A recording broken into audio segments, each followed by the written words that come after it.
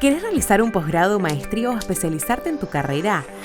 Desde el Gobierno Provincial te brindamos un apoyo económico para que te especialices en universidades nacionales y puedas acceder a becas en universidades del exterior. Si sos profesional universitario nacido en Chaco o con residencia legal de al menos 2 años en la provincia, inscríbete.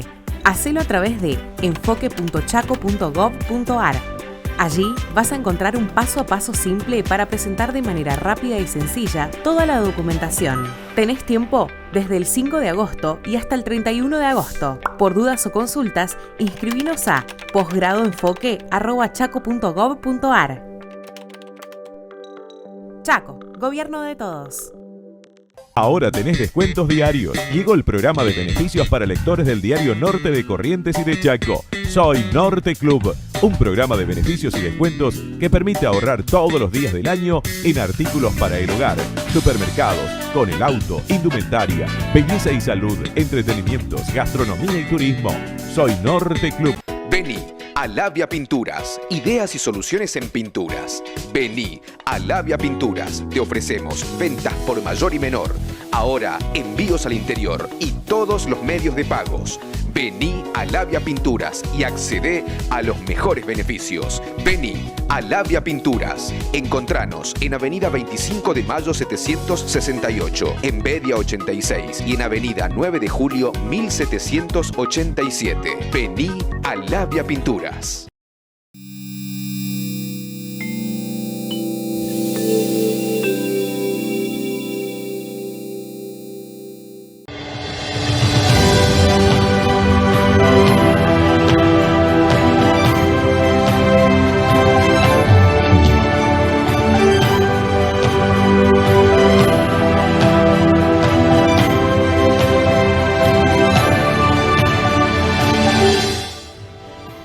¿Qué tal? ¿Cómo les va, amigos televidentes? Aquí estamos, nuevamente frente a todos ustedes en un desafío más de Jorge Morelo en estos 29 años de estar frente a todos ustedes, que no es poca cosa. Habrán visto ustedes que pasa el tiempo, pero el tema de que por qué los curas no se casan vuelve a ser discutido. Y cuando algunos medios de comunicación difunden hechos que todos rechazamos, nos volvemos a preguntar por qué deben de ser célibes aquellos que abrazan la religión. Y al solo efecto de hacer un poco de historia, esto nace en el siglo IX con el Papa Ciricio y se ratifica con el Concilio de Letrán en 1123, atento a que en ese momento los sacerdotes, los obispos, los cardenales y aún el Papa se casaban y tenían hijos. Y ante el riesgo de poder descapitalizar o desnaturalizar la Iglesia en función de la estructura que tenían por el reclamo que pudieron hacer, establecieron esta situación. Pero también está mucha gente que se pregunta por qué aquel que es igual que nosotros, que tiene las mismas necesidades físicas y mentales que otros congéneres, se debe de limitar a tener actitudes como las tenemos todos nosotros. Esta realidad nos obliga a preguntarnos a todos nosotros, por qué una persona debe mantener o ser casto para abrazar a la religión y a Dios cuando nunca fue un mandato divino, sino que fue el resultado de una actitud disciplinaria hace más de 1100 años y que aún hoy se debe de mantener. Me pareció un tema interesantísimo para tocar, donde están con nosotros un pastor, está un sacerdote y un sacerdote de la Iglesia Ortodoxa, porque de alguna medida esto nos involucra a todos. Arranco contigo. Yo hice un pantallazo de algo que no es nada sencillo y que tiene mucho que ver con, ¿no es cierto?, el amor que ustedes sienten y a estos que se han abrazado, ¿no? Bueno, en primer lugar, desde lo que es la praxis cristiana, católica, desde lo más primitivo, ¿no? Claramente el celibato está relacionado a las condiciones que Jesús pone para su seguimiento.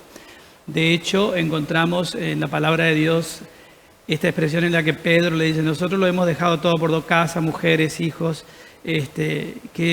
¿con qué nos vas a retribuir, no? Por lo cual, digamos, es cierto que el tema del celibato es un tema, digamos, de larguísimo debate de los primerísimos tiempos, ¿no es cierto? Pero, digamos, en la perspectiva cristiana católica, nosotros, en primer lugar, lo asumimos no como una imposición, sino como una praxis cristiana normativa que nos viene desde la tradición y, por supuesto, desde la palabra de Dios. Y también, de algún modo, digamos, en lo que nosotros consideramos el discernimiento y la sabiduría, digamos, que hace la Iglesia, especialmente en orden a su misión, ¿no es cierto?, que es la de anunciar el Evangelio, y entonces hay ciertas normas y ciertos principios, en el caso del celibato, que está vinculado al orden sacerdotal, digamos, y que es indivisible, es una condición absolutamente para nosotros necesaria, fundamental, y que no se puede cambiar, además, porque es un sacramento, en relación, digamos, al servicio, a la consagración y al seguimiento de Jesucristo. Pablo, ustedes hasta que apareció Lutero también eran célibes, ¿no es cierto?, para abrazar la religión. Después de esa separación de la Iglesia Católica, se acogieron a otro tipo de actitudes. ¿Qué lectura le das y qué diferencia notás entre unos y otros? Bueno, en principio agradecer por esta oportunidad, y nosotros estamos convencidos en el formato, el diseño de Dios, en el complemento divino. Vemos en el Génesis a Dios formando, ¿no es cierto?, creando, y hay una frase que creo que no es menor, y es la que Dios dice: no es bueno que el hombre esté solo. Nos basamos en eso, en el formato de diseño complementario, o sea, la familia, el hombre, la mujer como complemento en la vida y como formadores necesarios de la familia y de la sociedad. Ahora, yo creo que la gran diferencia está en que ninguno de los libros prohíbe al hombre, ninguno de los libros bíblicos, ¿no es cierto?, prohíbe al hombre participar del matrimonio, establecer o desarrollarse como la naturaleza así lo establece. Y ahí empieza el problema de diferenciar entre lo que es prohibición y elección, porque uno puede elegir ser. Yo hablo desde la fe cristiana evangélica. No practicamos el celibato, sino que lo entendemos como lo que es una elección. En una de las cartas, sí, como escribe, dijo Rafael. Exacto, una de las cartas que escribe Pablo a los Corintios, capítulo 7, habla, el título del versículo es Problemas matrimoniales. Y dentro del problema matrimonial, él cuenta su experiencia, su situación. Y él habla de que para él le era beneficioso estar solo por una cuestión estricta de servicio, ¿no? Pero fue su elección, nunca fue una imposición. Branco, ¿qué lectura y qué análisis hacen ustedes en la Iglesia Ortodoxa del celibato? Y quiero primero, hablar de un tema como celibato fuera de ser célibe, de vivir. Esto en verdad no es muy fácil. Nosotros en la Iglesia Ortodoxa tenemos dos tipos de sacerdocio. Tenemos el sacerdocio no casado, que son obispos, monjes que no se casan, patriarcas también, pero también tenemos sacerdotes como yo, que estamos casados, tenemos hijos. Entonces, en la Iglesia Ortodoxa, desde el inicio, desde la Iglesia primitiva en Jerusalén, no hubo nunca un orden que prohíbe a los sacerdotes casarse. Además, tenemos en las epístolas al Timoteo, por ejemplo, el San Pablo dice para los sacerdotes que el obispo, episcopos, es hombre de una mujer tiene solo una mujer. Esto dice en las Escrituras. Entonces, sabemos bien que en la iglesia primitiva existían los obispos que eran casados y que manejaban bastante bien la iglesia. Pero después también en la iglesia ortodoxa desde el siglo V, desde la época de los concilios ecuménicos del cuarto, fue prohibido que un obispo sea casado, pero la jerarquía como sacerdotes que trabajan en las parroquias sí se quedaron casados como hasta el día de hoy.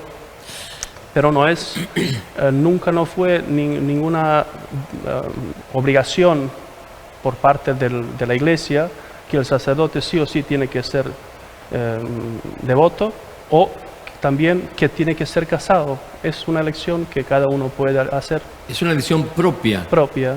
O sea que algunos se casarán, otros no, pero es Claro. una elección propia. De la misma manera que los sacerdotes eligen la castidad.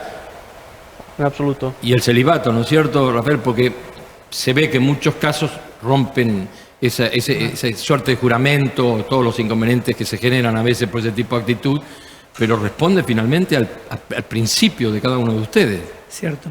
Quizá convenga aclarar que, por ejemplo, la Iglesia Católica, en relación, digamos, a la disciplina y a la normativa, como es el celibato y como son tantas otras cosas, no se rige solamente por la Escritura. La Iglesia Católica tiene dos fuentes normativas.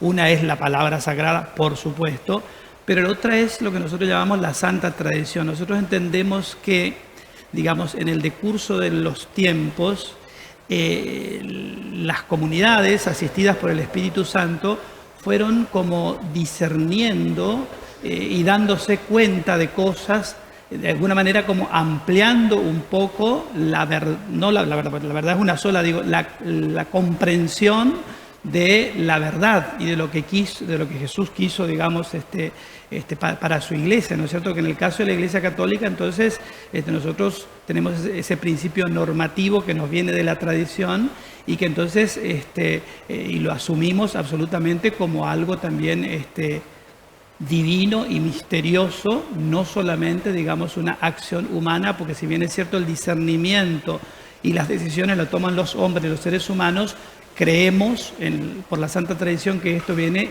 hecho, discernido bajo el influjo del Espíritu Santo, que de alguna manera le ha ayudado a la Iglesia, digamos, a ir caminando en los siglos y en la historia, respondiendo también a los desafíos del tiempo presente, ¿no sé? Sin entrar en ánimo de debatir, pero esta posibilidad de ser célibes o castos y entregarse de cuerpo y alma a Cristo, ¿da más posibilidades de acercarse a la gente, de estar atendiendo las necesidades que tiene la población y todo lo demás? ¿No les resta tiempo a ustedes las obligaciones propias de un matrimonio, como en tu caso, como el suyo? Justo esto, viste que cada cosa tiene sus ventajas y desventajas. Lo que dice San Pablo en su epístola a los Corintios, quisiera que todos sean como yo, pero no es don de todos, cada uno tiene su propio don. En otro lugar dice, quien está casado trata de satisfacer a su esposa y quien está devoto a satisfacer a Dios. Perdón por mi español, quizás. Si mal no recuerdo, creo que el Génesis 3.2 dice que el sexo, habla del sexo, ¿no es cierto?, en favor, que es una realización de Dios. Génesis, no me acuerdo cuál, es que número 2.3, una cosa así, ¿no? Aquí estamos hablando de una cosa, para que una persona pueda vivir en castidad, para que pueda vivir celibato, primero tiene que nacer. Para nacer, creo que sin conexión de sus padres no hubiera ni existido esta persona. Pero la Iglesia siempre trata de usar métodos para lograr lo que es la perspectiva, lo que es nuestro deseo, llegar al reino de los cielos. Si una persona va a llegar al reino de los cielos más fácil sola, por supuesto, si quiere tratar esto de hacer en matrimonio, muy bien, pero ninguna de estas dos perspectivas no garantiza que uno va a llegar al reino de los cielos. Por ejemplo, uno puede vivir el matrimonio más solo que jamás una persona trató de vivir en celibato. también las personas que toman celibato y no están preparadas para esto, creo que también pueden tener varios problemas. Sí, claro, así que creo seguro. que esta elección, Dios no pide nada de ningún humano de lo que uno no quiere sacrificar. A mí me interesa viste, que siempre esta idea que la gente se pregunta por qué el cura tiene que tener celibato, se preocupa, pobre tanto, viste, como que el cura no va a comer, entonces va a morir sin comer. Pero no es algo normal. El sacerdote católico, estoy hablando, perdón, con mucho respeto hacia la Iglesia Católica Romana, que es muy cercana a nosotros, yo entiendo esto. La Iglesia no obliga a uno que sea sacerdote católico romano.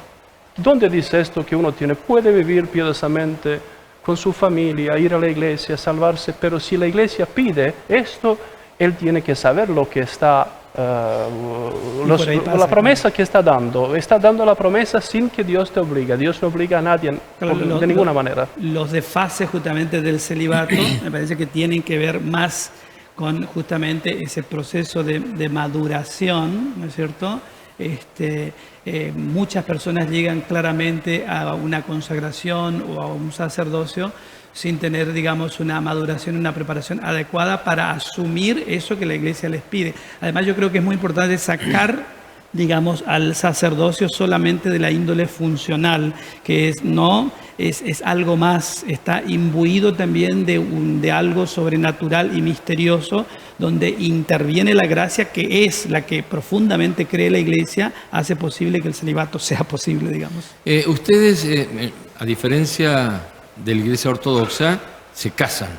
No hay sacerdotes. Yo no conozco pastores célibes, conozco solteros, pero no son célibes ni castos. No. Yo busqué un poco de estadísticas en lo que llamamos la fe evangélica, y estamos hablando hoy de servidores, ¿no es cierto?, en actividad. Hablamos del 0,2% de pastores que entienden el celibato como su don y lo practican. Muchos por ahí lo practican después de enviudar, pero es muy corta la estadística de la práctica dentro del Evangelio, ¿no es cierto? Y tampoco es una condición para el servicio, que yo creo que ese es el punto también, entender que no es una condición dentro del Evangelio, no es una condición para practicar el sacerdocio, para ser parte del servicio a Dios. Dicen algunos entendidos de que la abstinencia y la castidad atenta, esto dicen los psicólogos, los especialistas, que atenta contra la autoestima de la persona, que los pone de mal humor, que son vehementes y que no pueden atender con la pasividad que necesitan los requerimientos que le hacen la feligresía. Los caminos espirituales de las distintas religiones siempre marcaron, digamos, esto del autocontrol y de la abstinencia y del ayuno y, por supuesto, la abstinencia sexual como un camino, digamos, que de alguna manera te desapega y te libera de ciertas cargas, digamos, que producen el efecto exactamente contrario, digamos, más tensión y más, digamos, pero obviamente que entiendo que eso tiene que ver con un camino absolutamente de mucha preparación, de mucha disciplina. Por eso quizás imponerlo sin que la persona haga el proceso adecuado para llegar a ese nivel. Yo conozco monjes budistas, conozco monjes, digamos, que viven, digamos, el celibato y viven en un estado de absoluta, digamos, serenidad. Muchos sacerdotes que viven, digamos, el celibato como realmente un estado que los lleva a un nivel de profundización de su vocación, de su humanidad y de su servicio también, de una manera absolutamente serena, ¿no? Para nada con tensiones ni estrés. Hay muchas iglesias o religiones que practican el celibato, la católica, probablemente la budista, ¿no es cierto? Sí. Asiáticas, pero continentales, occidentales no son muchas las que practican el celibato, a excepción de la Iglesia Católica, ¿no? Ciertamente, sí. En el mundo oriental, digamos, y en el mundo, digamos, de Oriente también, ¿no? la búsqueda del... Porque el hermano decía recién, digamos, que no es bueno que el hombre esté solo. Nunca podemos identificar, digamos, la vida celibataria como estar solo, porque no lo es.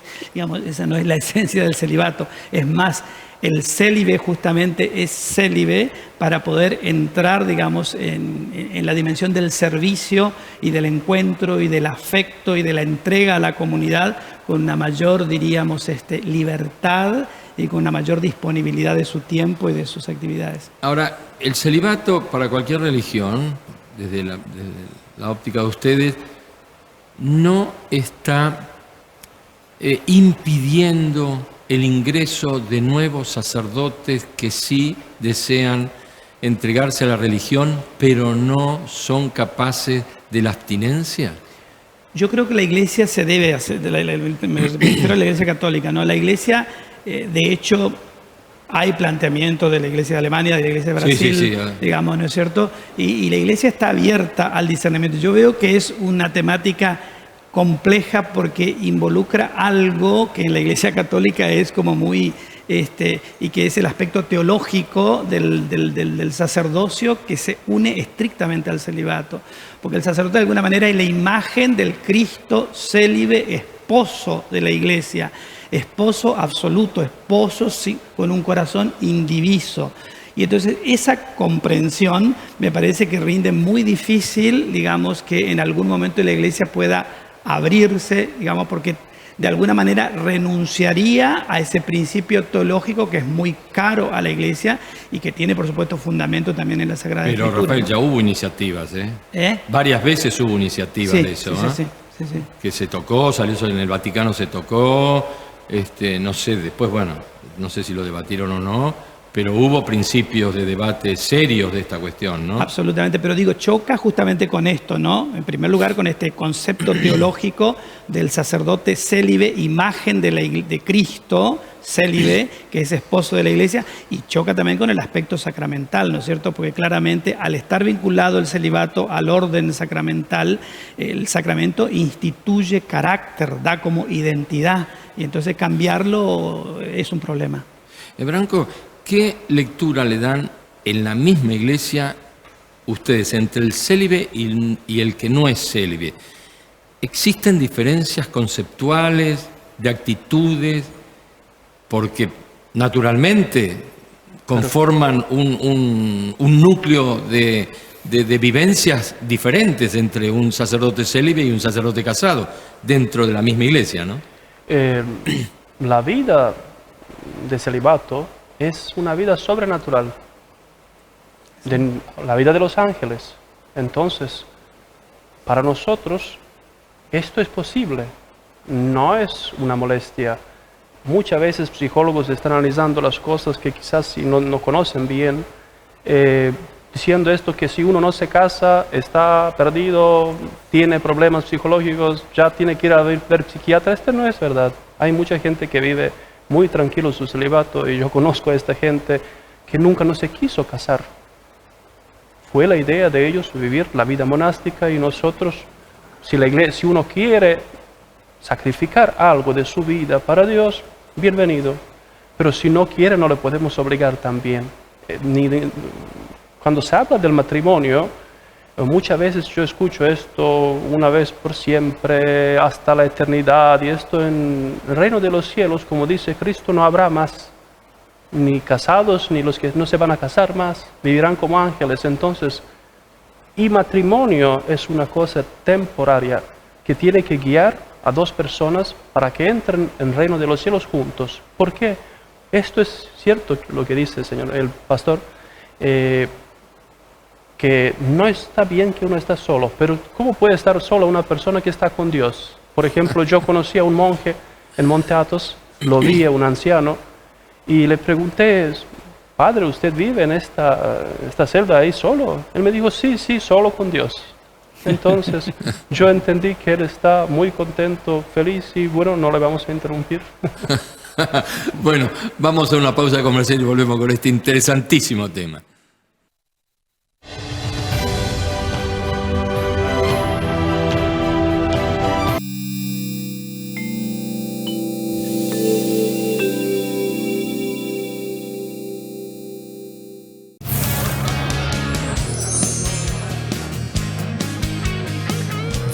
Casinos Gala y viví tu día de suerte.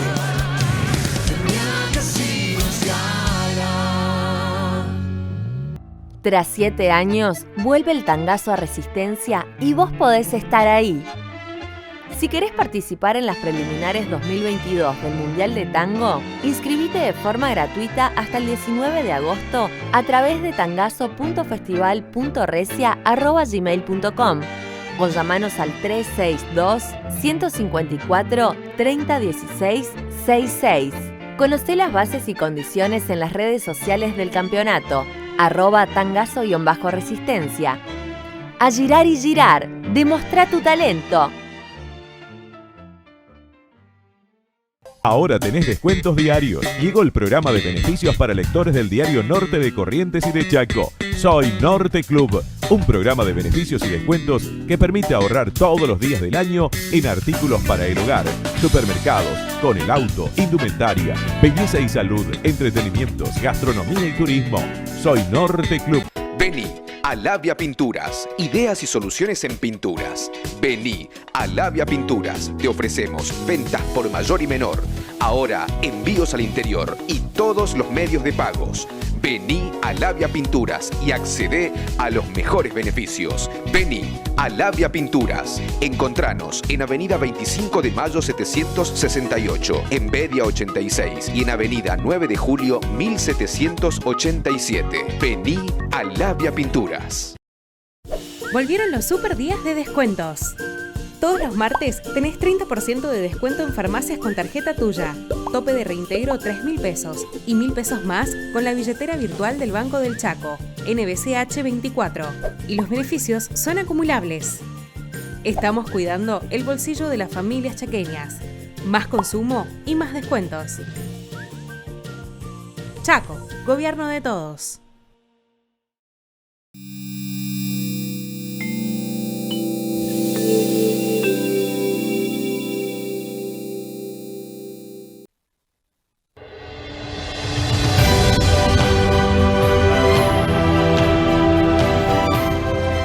Y como hace tantos años, nuestra intención siempre ha sido darle participación a la gente y por supuesto a los jóvenes también.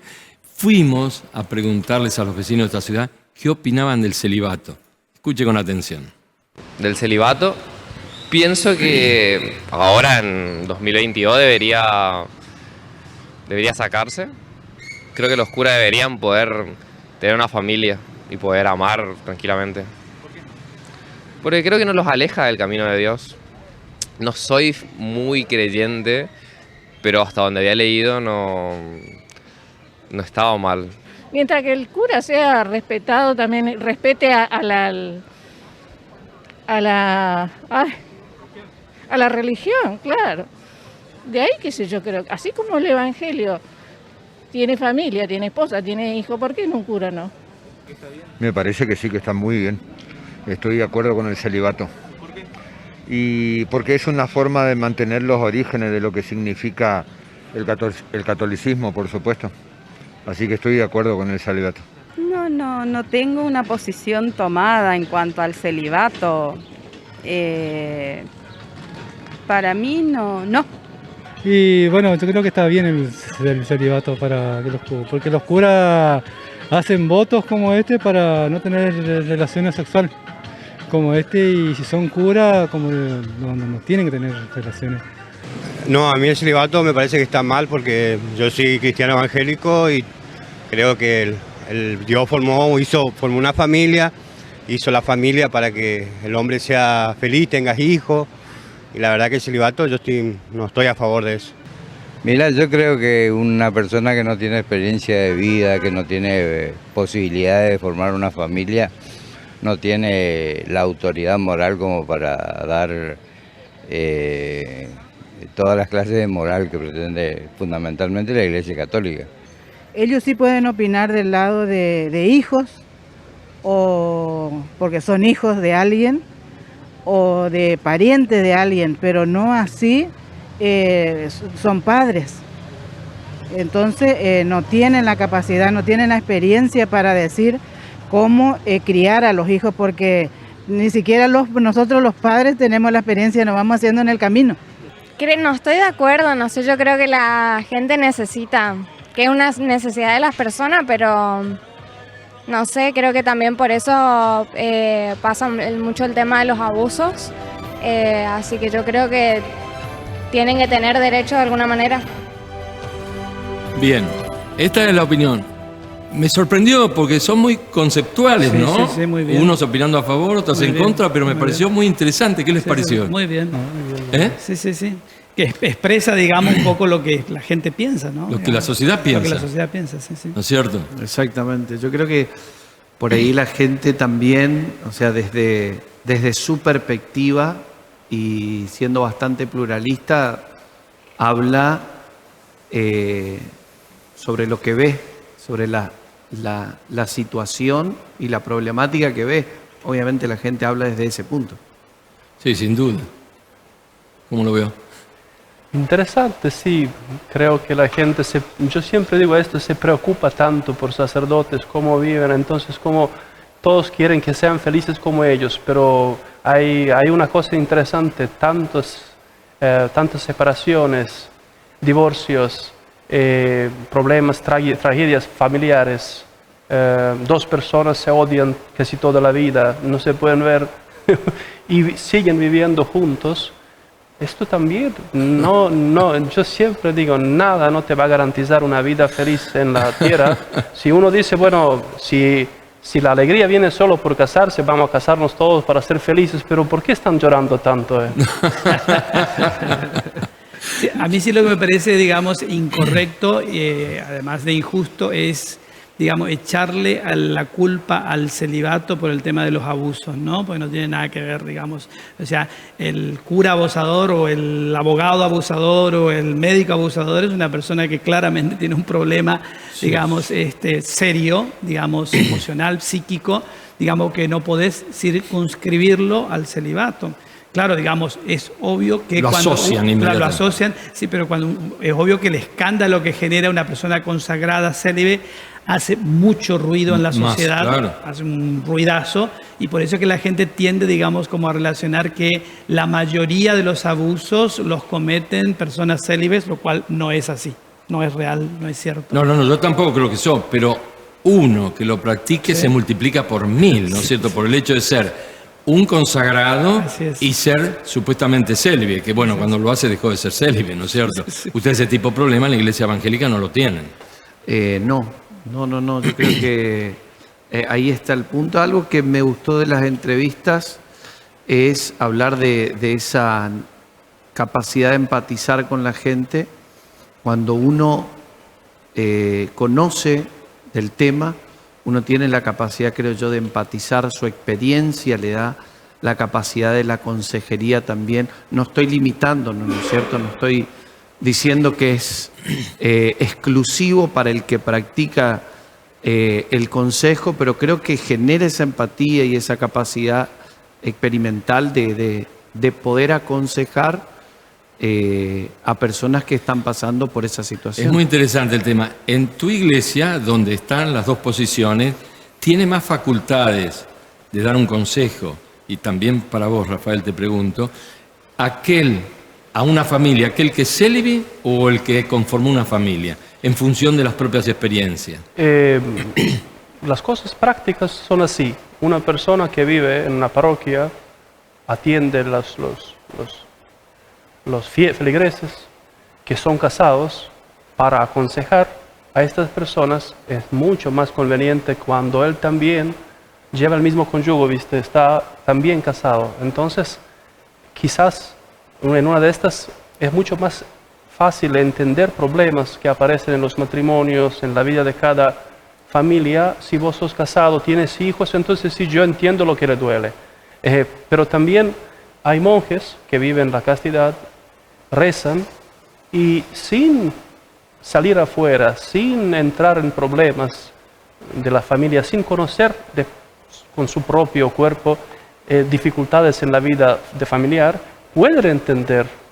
Si uno reza mucho, el Espíritu Santo le abre los ojos del corazón para que pueda sentir el dolor que está atravesando una persona. Entonces, hay muchos monjes que pueden aconsejar, que pueden recibir, pero creo que mucho más práctico es que la gente que trabaja en las parroquias, con los feligreses, con las familias, sea casado, porque es más fácil de entender. Rafael, qué importante tu opinión al respecto, ¿no? Sí. A ver, yo, digamos, hablo de mi propia experiencia, Claro. ¿no es cierto? Ciertamente la experiencia es un aspecto necesario y fundamental, ¿no es cierto? Uno, digamos, justamente va madurando desde la prueba-error, ¿no es cierto? Ahora digo yo, me proyecto a mis años jóvenes, cuando era un joven sacerdote, y me encontraba frente a una situación X de un matrimonio, una familia, un abuelo, una abuela, y, digamos, y no tenía los elementos que, por ejemplo, hoy tengo y que es fruto del pastoreo y de la experiencia del encuentro con la gente. Porque es cierto que yo no tengo una esposa, pero yo hablo todos los días con 20 esposas, digamos, o esposos, o abuelos, o abuelas, o hijos, claro. ¿no? O sea, digamos, el pastoreo me lleva a encontrarme con la realidad viva de las familias y claramente esa experiencia me da a mí elementos absolutamente fundamentales, digamos, muy importantes para poder aconsejar, acompañar. Padre, hablar con ellas y vivir con ellas son dos cosas totalmente diferentes. Lo dice con toda la autoridad. Sí, ¿no? No es fácil, ¿no?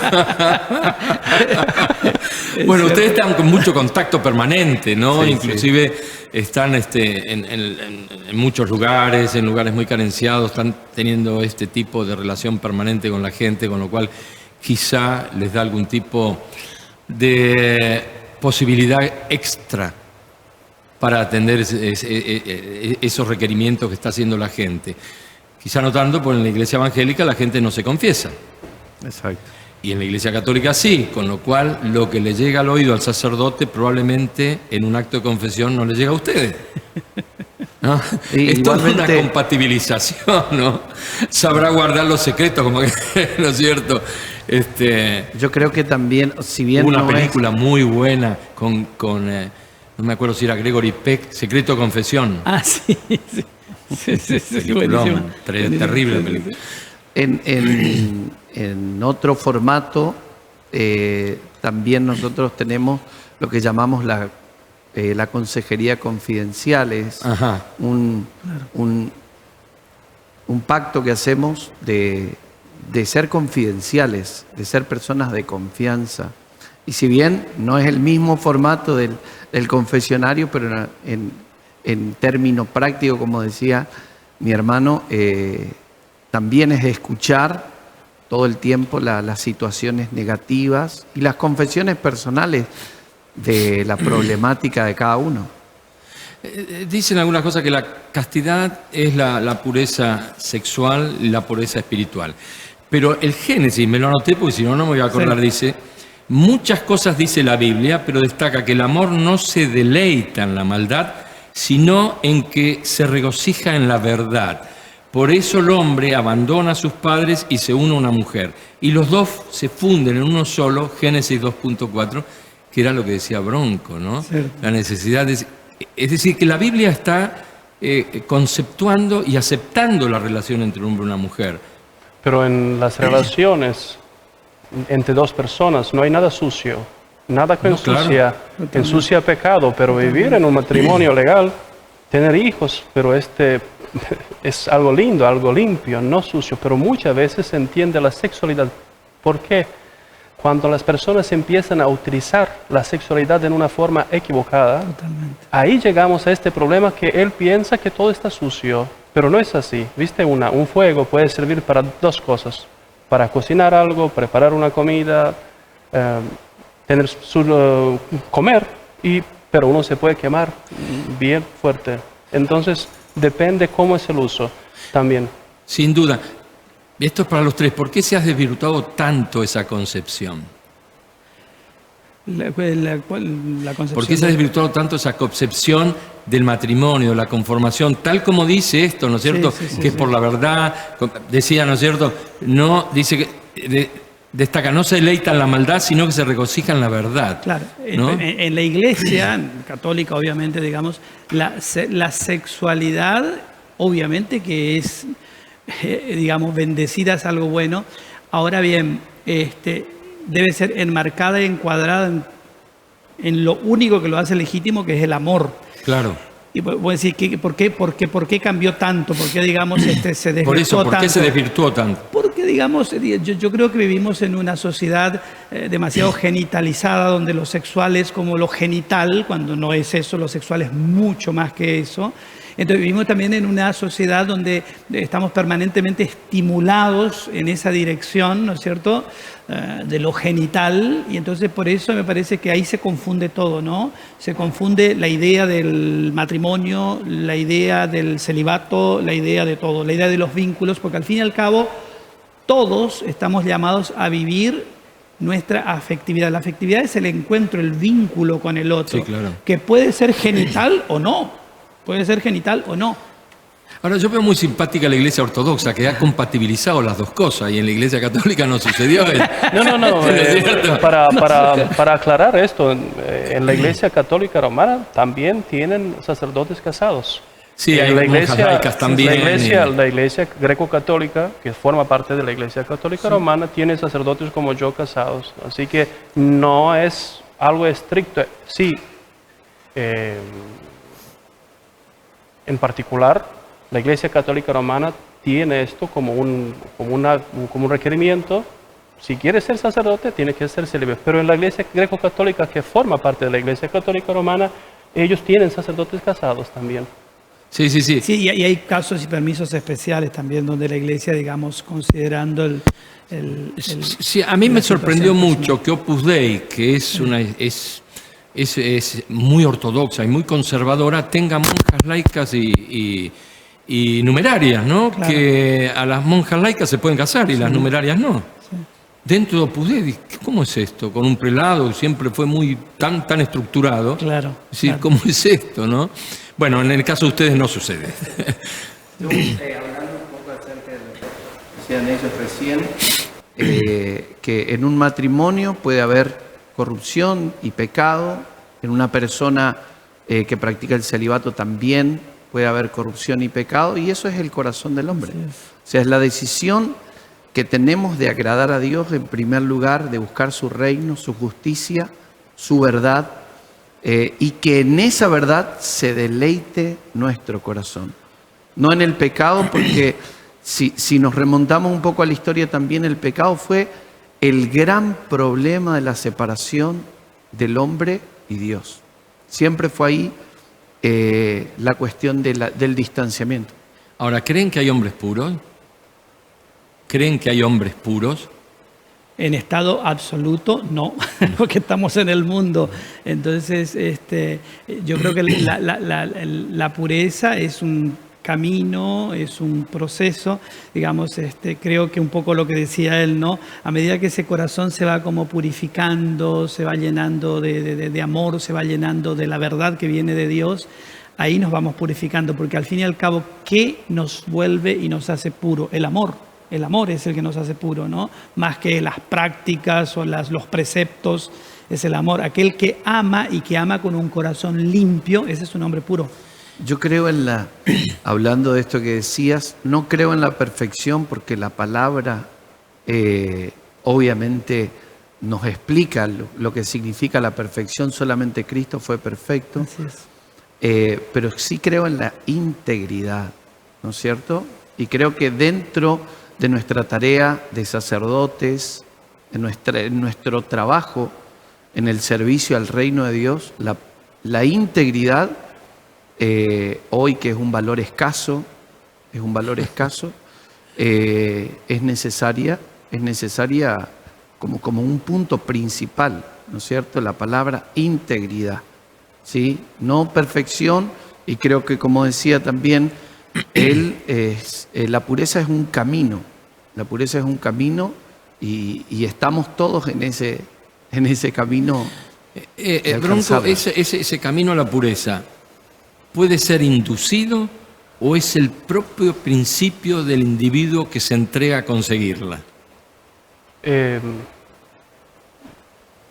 Justo estoy pensando lo que usted dijo, que no hay hombre perfecto, que perfección es algo que es como una tarea, ¿cierto? Sí, claro. En el Evangelio Cristo dice, sean santos como es santo es su Padre Celestial. Entonces, esta es una invitación donde Dios invita a la perfección.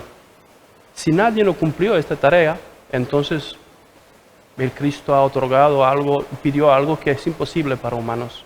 Por eso yo puedo decir que sí, hay hombres puros, hay hombres santos, pero no porque uno está haciendo miles de oraciones, porque uno está ayunando todos los días, No, porque claro. no es porque cuando uno vive el arrepentimiento verdadero, cuando uno vive la vida de arrepentimiento, ahí llega la humildad y de la humildad entra en la santidad. Y es posible. Tal como estamos viviendo, nos quedan unos minutos y quiero hacer una reflexión de las situaciones que estamos viviendo los argentinos y el mundo en este momento, que no es nada fácil, es muy complicada. ¿Estamos más cerca de la esperanza o del apocalipsis? Qué pregunta. Difícil es decir eso. Tienen 5 minutos para contestar. La gente está pidiendo a gritos unas palabras que le hagan pensar que no estamos en el apocalipsis. Y mucho depende de ustedes, ¿no? No, yo creo profundamente que, digamos, a pesar de que estamos en una situación complicada en el mundo, digamos, tenemos la absoluta esperanza y la absoluta certeza de que a Dios el mundo no se le va a escapar de las manos. De hecho, todo lo que sucede en la historia, digamos, es permitido por Dios en el designio misterioso de su santa y divina voluntad, digamos, que va como formando al pueblo y lo va encaminando hacia la dirección que Él quiere, ¿no? Por tanto, un poco yo me atengo a lo que decía un poco San Pablo, ¿no? Cuando ciego, preso en un pozo ahí en Roma, esperando la muerte, y entonces él escribe esa famosa carta donde dice, estamos ciegos, estamos enfermos, estamos muriéndonos de frío, estamos apretados, estamos perseguidos, pero no estamos desesperados, no hemos perdido la esperanza. No. Y yo creo que eso es, no podemos perder la esperanza. Es cierto. Pastor. Yo creo que el gran dilema del hombre siempre va a ser no la falta de Dios, porque Dios existe, sino la falta de Dios en el corazón del hombre. Y hay algo muy particular, y creo que la esperanza no es algo, hay que separar esa gran verdad. La esperanza no es algo, la esperanza es alguien. Alguien. Jesús dijo, yo soy la esperanza de todos los términos de la tierra, de los más remotos confines del mar. ¿Qué significa de los más remotos confines del mar? En el lugar donde no existiría la noción de esperanza, aún ahí con Cristo se puede tener esperanza. No es algo, a veces nos apoyamos en algo, en una situación, en un sistema, en un gobierno, pero la esperanza es alguien y es Jesús. Bronco. Yo creo que hay un versículo del famoso escritor ruso Fyodor Dostoyevsky, quien dijo una cosa que siempre en momentos más difíciles me viene a la mente, que la belleza va a salvar el mundo. La belleza va a salvar el mundo. El mundo más perdido que sea, el mundo más egoísta, la belleza es testimonio de la certeza que nos espera y una otra vida y que vamos a resucitar, vamos a vivir. Entonces, si tenemos muchos problemas en la tierra, son algo temporario, va a pasar. Pero esta belleza que se puede ver en una mañana, la belleza que puede ver en los ojos de un niño recién nacido, la belleza de la familia reunida, la belleza de la vida, salvará al mundo. Quien ve esta belleza está consolado, no está desesperado, porque ve que existe una armonía, que existe, entonces existe el reino de los cielos. Si esto es así, entonces tenemos muchas razones para ser felices y nunca desesperados. Bien, el programa se nos terminó. ¿Se dan cuenta ustedes por qué yo quería hablar de estos temas? ¿Por qué es necesario que defendamos la Iglesia tal como la conocemos y a la feligresía que pertenezcamos? Para seguir atendiendo con devoción lo que nosotros necesitamos. Hoy la situación es muy difícil. Es muy difícil en el país, es muy difícil en el mundo. Por eso necesitamos voces de aliento. Decía el padre, decía el pastor, que no tenemos que caer en la desesperanza, porque la esperanza sigue existiendo. Yo también estoy convencido que nunca perdemos la esperanza, ni aún en el lecho de la muerte estamos aferrados a la vida y queremos seguir viviendo. Es absolutamente necesaria. Cuando hablaba de la belleza, qué palabra tan sencilla y que no la contemplamos. Ver nacer una criatura no es algo bello.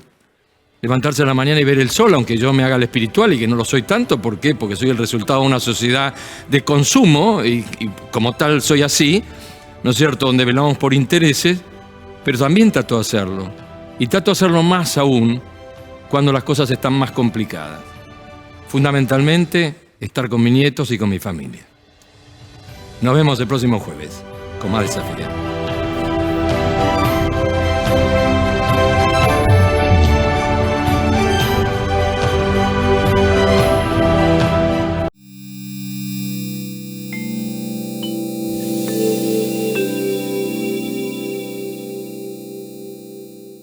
Ahora tenés descuentos diarios. Llegó el programa de beneficios para lectores del diario Norte de Corrientes y de Chaco. Soy Norte Club, un programa de beneficios y descuentos que permite ahorrar todos los días del año en artículos para el hogar, supermercados, con el auto, indumentaria, belleza y salud, entretenimientos, gastronomía y turismo.